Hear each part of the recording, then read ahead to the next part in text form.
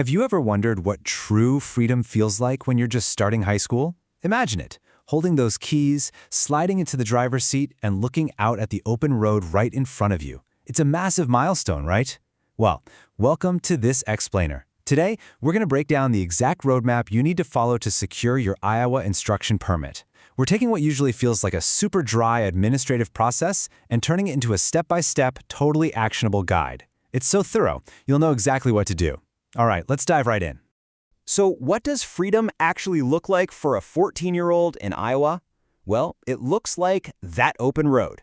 But as you've probably guessed, unlocking that independence starts with navigating a few bureaucratic checkpoints. You can't just jump behind the wheel. The state has set up a structured system to make sure you gain that experience safely. It's an exciting journey, for sure, but one that takes a little bit of careful preparation. Here's our step-by-step agenda for today. We're covering eligibility and required documents, passing the knowledge test, the vision screening process, your application visit and fees, learning to drive safely, and finally, next steps and common pitfalls. Starting off with Section 1, Eligibility and Required Documents. Okay, so the magic number here is 14. At exactly 14 years old, you are officially eligible to enter Step 1 of Iowa's graduated driver licensing program. That's your instruction permit. This whole system is designed to gradually introduce you to driving over a few years. You're at the very beginning of a three-part journey that will eventually lead to your full, unrestricted license. Now, getting your paperwork perfect is absolutely crucial. You don't want to get turned away at the counter. You need proof of identity, think a valid U.S. passport or a certified state-issued birth certificate. And heads up, those hospital certificates with the cute baby footprints? No way, those do not count. Next, you need proof of your social security number, like the actual card or a W-2. You're also going to need 2 proofs of Iowa residency. Since most 14-year-olds aren't exactly paying the electric bill, the state smartly accepts things like school report cards or bank statements. Finally, if you're under 18, you need Form 4318. That's the parental consent form. And here is a huge pro tip for you. The administrative rules recently changed, so your parents can just sign this under penalty of perjury. No more hunting down a notary public. That's a real game changer. All right, moving on to Section 2, passing the knowledge test. Before you hit the road, you've got to pass the written exam with a score of at least 80%. The official Iowa DOT test throws 25 multiple-choice questions at you straight from the Iowa Driver's Manual. That means you need a minimum of 20 correct answers to pass. They're going to test you on things like, say, identifying that reflective orange triangle marking a slow-moving vehicle going 35 miles per hour or less. Or you might see questions on the steer it, clear it law, which literally means if you're in a non-injury crash, you have to move your operable vehicle off the road to prevent secondary collisions. Now here is some incredible news. If you are between 14 and 17 years old, you might not even have to take this test at the DMV. Yep, thanks to the super convenient Skip the Trip program, your parents can proctor the exam right from your living room couch. It works like this. A parent with a valid Iowa license submits an online application. Once approved, they get a secure link in their email that is valid for exactly 72 hours. You just take the test at home, and the results get sent straight over to the DOT. Honestly, some participating school districts even offer this on-site during school hours, so definitely look into that. On to Section 3, the vision screening process. So you'll need to take a vision screening at the DMV to prove you can see the road clearly. The gold standard they're looking for is a visual acuity of 20/40 or better and a field of vision of at least 140 degrees. Hit those numbers and you get an unrestricted permit. But if you fall into the 2041 to 2050 range, no worries, but you will receive a restriction G. That just means you're only permitted to drive during daylight hours. And if your field of vision narrows down to between 110 and 139 degrees, you'll get a restriction F, which means your vehicle absolutely must have both left and right outside rearview mirrors. The state is great about accommodating different visual capabilities, but safety always comes first. Next up, Section 4, Application Visit and Fees.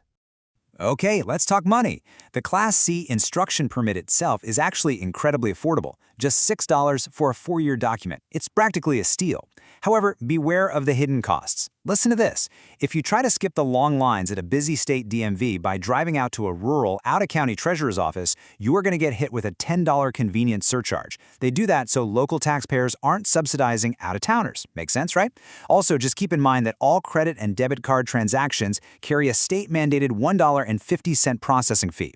Once you pay the whole shebang, you'll walk out with a temporary paper permit, and the hard plastic card will show up in your mailbox within 30 days.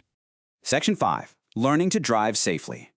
Now that you've got that paper permit in hand, remember, it is purely a training document.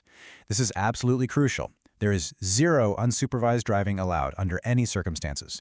You must be accompanied in the front passenger seat by an authorized adult. Who counts? Well, it can be your parent, an immediate family member who is at least 21, or a designated adult who's 25 or older, as long as they have written parental consent. Also, put the phone completely away. Zero handheld electronic devices are allowed while you're driving.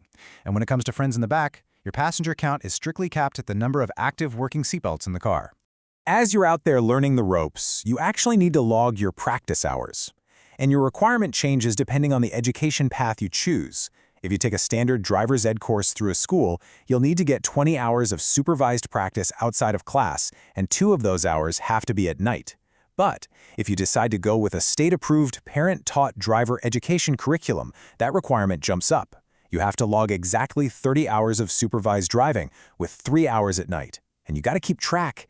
Every single session must be logged on the official Iowa DOT form 431228, where you write down the start times, end times, and exactly what maneuvers you practiced.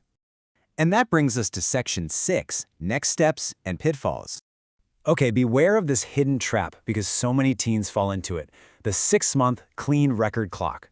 Basically, to upgrade your permit to a full license later on, you need a perfectly clean driving record for 6 consecutive months. If you mess up, like getting a speeding ticket, causing a crash, or getting caught driving unsupervised, not only are you facing suspensions and hefty reinstatement fees, but that 6-month clean record clock instantly resets back to 0. It is a massive setback that will seriously delay your path to driving independently, so just follow the rules. But hey, if you do follow the rules, maintain a spotless driving record, finish up your driver's education, and hold on to that instruction permit for a full 12 months, you reach the next huge milestone. At age 16, you become officially eligible to graduate to the intermediate license, which unlocks a whole new level of driving privileges. Now, a quick but super vital reminder before we wrap up. State bureaucracies frequently update their regulations, fees, and forms. It happens all the time. So while we've laid out a comprehensive roadmap for you today in this explainer, you should absolutely always verify the latest details directly on the official Iowa Department of Transportation website before you start your application. Double-check everything so your trip to the DMV is completely flawless. So, now that you've got the complete roadmap to securing your Iowa instruction permit, from bypassing that pesky notary to literally taking your test in your living room, the only question left is the most fun one. With your parent in the passenger seat and those keys finally in your hand, where is the very first place you plan to point the car? Thanks for hanging out with us today. Stay safe out there and enjoy the open road.